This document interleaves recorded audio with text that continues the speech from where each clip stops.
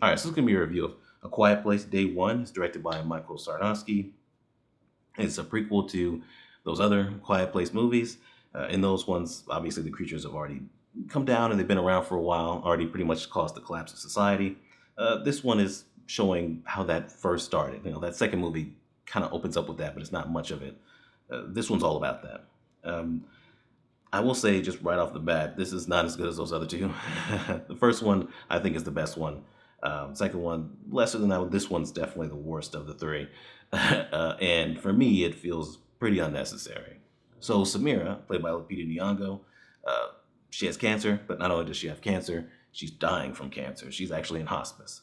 If you know about hospice, my grandmother was in hospice before she died, shortly before she died from cancer. Basically, they're just waiting for you to die, right? She could die any day now. So obviously, understandably so, she's feeling low about it. She used to write poetry. She doesn't want to write poetry. Things like that. This nurse that works at the hospice, he's trying to cheer her up. He's trying to take care of these people. He's like, "Hey, we're gonna go see a show in the city," and she wants a slice of pizza in the city, so she decides to go. They go to that show. All hell breaks loose in the city. So these creatures from those other movies. I'm not sure what they actually call them or if they even have a name in these movies. But they come down from the sky. I don't know if that was confirmed in the other ones, but they're pretty much aliens. And they come down from the sky and they just start wrecking shit. I mean, tearing people apart, just going through, just mowing people down, and it's crazy. There's explosions and things. People are trying to run away. It's crazy. Uh, but with everything going on, she still feels like, you know what? I still want that slice of pizza. And so that's pretty much what this is about, is her trying to get that. Like I said, this feels unnecessary. It is not as good as the other two movies, but there's plenty of positives here. I think it is getting at least somewhat okay reviews from what I've seen. The performances are all good. Right? There's only a few characters that really are like actual characters in this. Most people are just getting taken out. But we have Lupita Nyong'o as the main character. All right. I remember seeing the trailer and thinking, man, she is really thin in this. I didn't know she had cancer or anything when I saw the trailer, and man, it shows. She really is like insanely thin. Like you could look at her and tell like she's got some kind of sickness or something. And I think she plays it well. With this whole thing about trying to get a slice of pizza, it sounds dumb with the apocalypse going on, but there's more of an emotional reason behind it. I think she does a good job with that stuff. I did feel for her character, especially by the end. Alex Wolf, I thought he was good. Uh, this other character, Eric, played by Joseph Quinn. I didn't like the character. We'll talk about that. But I thought the actor did a good job. Jimon Hansu is actually in this. He was a character in that second movie. He kind of got done dirty in that second movie, if we're being honest.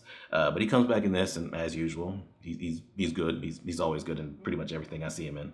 When you're seeing this city, and it's just craziness going on. It's good spectacle, right? I still like the way the creatures look and their design. You see more of them here than those other two movies, right? There's more subtlety in those other movies. I think the most you see at once on screen is probably one or two.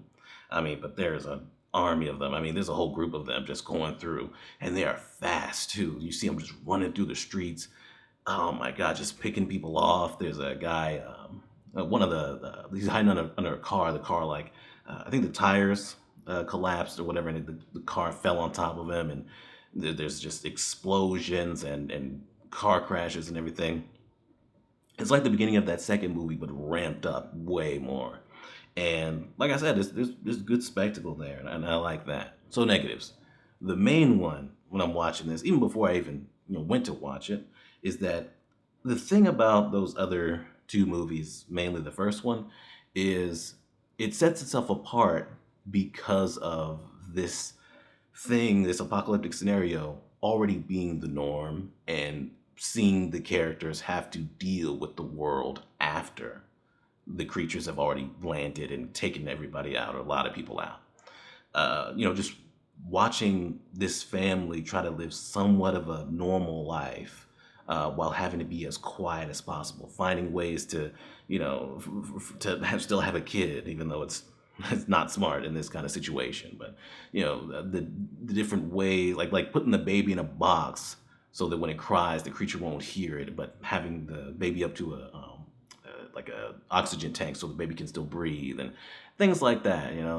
Shooting off fireworks so the creatures won't hear Emily Blunt's character, the mom, actually having the baby. You know, that's what for me set it apart, right? You have to have great tension when it comes to any sound happening, being like, oh, at any moment we could just get snatched up, and that's the same in this movie. That's pretty effective, but I don't know, just seeing it actually happen just isn't as interesting to me as seeing a world where this is already the norm. Also, in those other movies, I feel like I got more connected with the family and cared about them more. In this, I do like Lupita Nyong'o's character, and I did care about her, but definitely to a lesser extent. And then you have this dude, Eric, played by Joseph Quinn, like I said. He's kind of nothing, right? I mean, she didn't know him before. He's just some stranger. I guess he was there because he was studying to be a lawyer, and he just follows her, and then he just stays with her. Now, the dude's a cardboard cutout. There's not much to his character, but either way, you know, I understand being nice. Like, I'm a nice person. I like to help people. I'm empathetic. But when you're in this situation, you're putting your life on the line to help a random stranger, a woman that's dying from cancer, and her cat get somewhere so they can get a slice of pizza. Nobody is that nice. No one. So automatically there's a disconnect with this character. And the whole time I was thinking, why isn't this character Ruben, the nurse from the beginning of the movie, right? They already know each other. I thought they had some pretty good chemistry with each other. Um, he's the person who brought her to the city in the first place, so maybe he feels kind of guilty that she's caught up in all this. He could feel protective of her, or feel like he has obligation to her because she is a patient that he was taking care of. She's the last one still alive, and he promised her about the pizza in the first place, so maybe he has that going on too. But with it being this random guy and them not really having that much chemistry and things like that, it fell completely flat. I did not care about that guy at all. There's also such a lack of kind of logic in this, where, like, okay, in the other movies the creatures have been here for a little bit, right? So it's understandable that they would know what sounds to kind of ignore, right? To where John Krasinski, the father, and the son can scream and do whatever next to that waterfall, because the waterfall's drowning them out, and the creatures are going to know by now that that's a waterfall and not to go after it.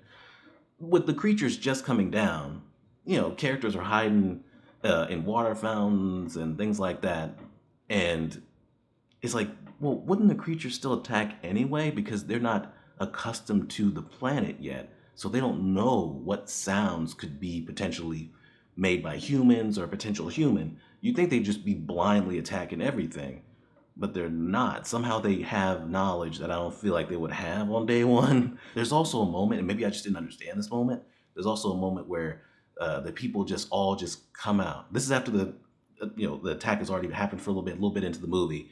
All the people just come out and just start walking down the street.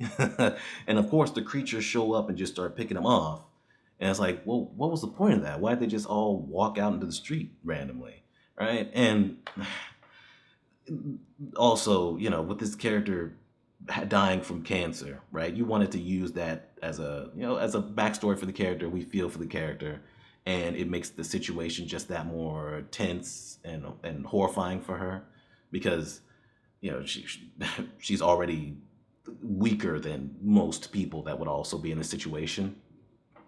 It is ridiculous that there's moments where she's able to quickly grab her cat before it gets snatched by one of these creatures, or her and this guy are able to just get away from like multiple of them that are coming after them, right? I get he's helping her, but it doesn't seem believable. There's a suspension of disbelief that's way too high here. Overall, the movie is okay. There's some really good tension involved, and it's still somewhat all right. So I will give it a good enough. Right? I was between a good enough and a rental. I'll go ahead and give it a good enough and be kind of kind to it. But it is lacking in comparison to those other two movies, and it does feel, like we didn't really need this. But anyway, that's A Quiet Place, day one, and we're done.